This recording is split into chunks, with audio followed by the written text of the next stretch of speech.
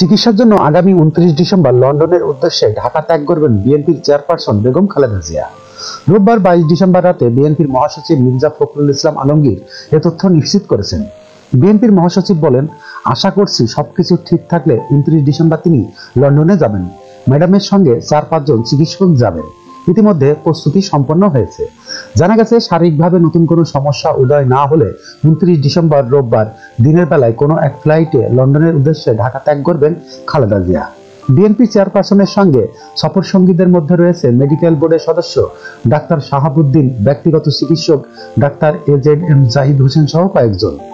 এর আগে গত 29 অক্টোবর অধ্যাপক জাহিদ হোসেন জানিয়েছিলেন, উন্নত চিকিৎসার জন্য খালেদা জিয়াকে প্রথমে লং ডিস্টেন্স স্পেশালাইজড এয়ার অ্যাম্বুলেন্সে লন্ডন নিয়ে যাওয়া হবে। এরপর সেখান থেকে তাকে তৃতীয় একটি দেশে মাল্টিডিসিপ্লিনারি মেডিকেল সেন্টারে নেওয়া হবে। যখনকার খবর তখনই দেখতে চোখ রাখুন সুন 24 টিভিতে। চ্যানেলটি সাবস্ক্রাইব করুন।